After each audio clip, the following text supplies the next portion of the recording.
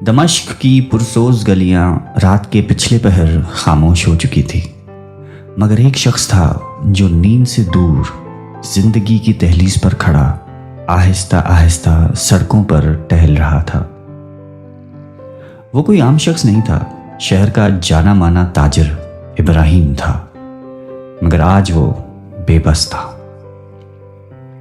فضا میں ہلکی ٹھنڈک تھی، ہواؤں میں نرمی، مگر ابراہیم کے اندر کوئی طوفان چل رہا تھا۔ ڈاکٹروں نے صاف صاف کہہ دیا تھا کہ اب زیادہ وقت نہیں، شاید 1 ہفتہ یا 10 دن، اس سے آگے زندگی کا سفر ممکن نہیں ہے۔ ولایت تک دوڑ لگائی، امید کے چراغ روشن کرنے کی کوشش کی، لیکن سب بجھ گئے۔ سب حکیموں نے اور طبیبوں نے ایک ہی جواب دیا کہ اب باقی وقت اپنے بچوں کے ساتھ گزارو تو اچھا ہے۔ یہ سن کر ابراہیم جیسے اندر سے خالی ہو چکا تھا۔ اس رات وہ ایسے ہی نکل پڑا، بے منزل، بے وقت۔ پتہ ہی نہیں چلا کب شہر کی روشنیاں پیچھے رہ گئیں اور وہ ایک پرانے سنسان پل پر آ کھڑا ہوا۔ سامنے ایک عورت کھڑی تھی، 30 کے لگ بھگ اس کی عمر ہوگی، پریشان چہرہ۔ وہ کسی مرد سے بات کر رہی تھی، التجا کر رہی تھی۔ جب ابراہیم قریب آیا تو آواز آئی، خدا کے لیے میرے پیچھے میرے بچے بھوکے ہیں، میں تمہارے ساتھ چلنے کو تیار ہوں۔ اور مرد وہ کہہ مار کر ہنس رہا تھا، تمہاری قیمت تو اتنی بھی نہیں ہے۔ ابراہیم کے قدم رک گئے، دل میں ایک ہلچل سی مچ گئی۔ وہ پلٹا اور اس عورت کی طرف قدم بڑھانے لگا۔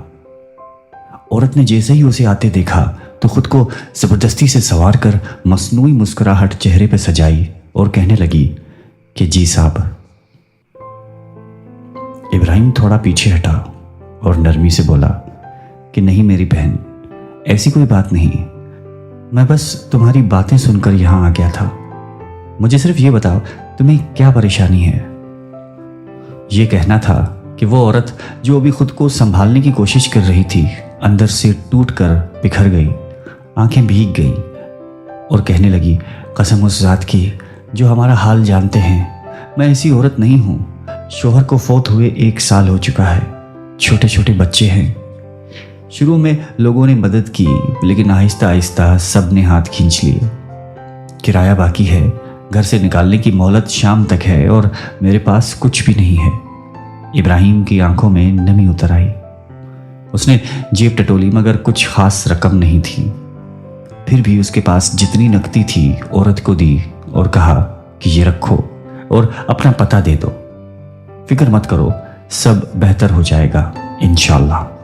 عورت حیرت سے اسے دیکھتی رہی، شک اور امید کے درمیان ڈولتی آنکھیں، جیسے پوچھ رہی ہو کہ کیا واقعی؟ رات گئے وہ گھر پہنچا، نقدی جمع کی، ڈرائیور کو جگایا اور ایک بڑی وین منگوائی۔ شہر کے 24 گھنٹے کھلے اسٹوروں سے راشن، دودھ، دالیں، چینی، بچوں کی اشیاء سب خریدا۔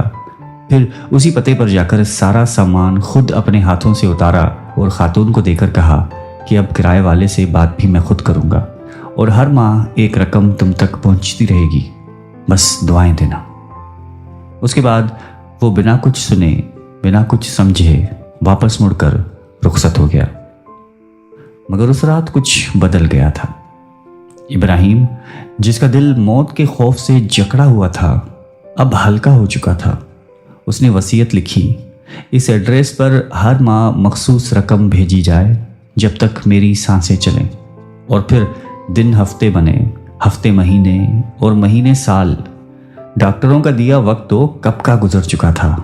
ابراہیم ہر مہینے اسی پتے پر راشن اور رقم بھجواتا رہا، 5، 10، 20 سال، یہاں تک کہ ایک رات سجدے میں پڑا تہجد کی دعا کرتے کرتے وہ اپنے رب سے جا ملا۔ جب اس کی تجوری کھولی گئی، وصیت نکالی گئی تو اس میں پرانا لفافہ ملا، 20 سال پرانی تحریر کے ساتھ۔ اس مہینے کی رقم بھیجی نہیں گئی تھی، 7 دن لیٹ ہو چکی تھی، کیونکہ تدفین اور ملاقاتوں میں وقت نکل گیا۔ اس کے بیٹے اس ایڈریس پر پہنچے اور دروازہ کھٹکھٹایا۔ وہی عورت اب 50 سال سے اوپر دروازے پہ آئی۔ بیٹے نے کہا کہ ہم آپ کو والد صاحب کی بھیجی گئی رقم دینے آئے ہیں۔ معذرت کہ اس بار 7 دن کی تاخیر ہو گئی ہے۔ عورت کی آنکھوں میں خوشی اور شکر گزاری تھی۔ مسکرائی اور کہنے لگی کہ نہیں، اب ضرورت نہیں ہے۔ میرے بیٹے کو 7 دن پہلے ہی پہلی تنخواہ ملی ہے، اور آپ کے والد صاحب کو کہنا کہ اب ان پر ہماری کوئی ضرورت نہیں ہے، مگر ہم انہیں ہمیشہ دعاؤں میں یاد رکھیں گے۔ بیٹے ساکت رہ گئے، کیونکہ وہ یہی سوچ رہے تھے کہ 7 دن پہلے جب ان کے والد سجدے میں رب کے حضور پہنچے۔ حضرت علی کرم اللہ وجہہ سے منسوب ہے کہ صدقہ راز میں ہو تو رب کے غضب کو بجھا دیتا ہے۔ ابراہیم کے اخلاص، نرمی اور خاموش خیرات نے اسے وہ عمر دی جو ڈاکٹروں کے توقع سے کہیں آگے تھی، اور وہ مقام بخشا جو ہر دل کو نصیب نہیں ہوتا، سجدے میں موت۔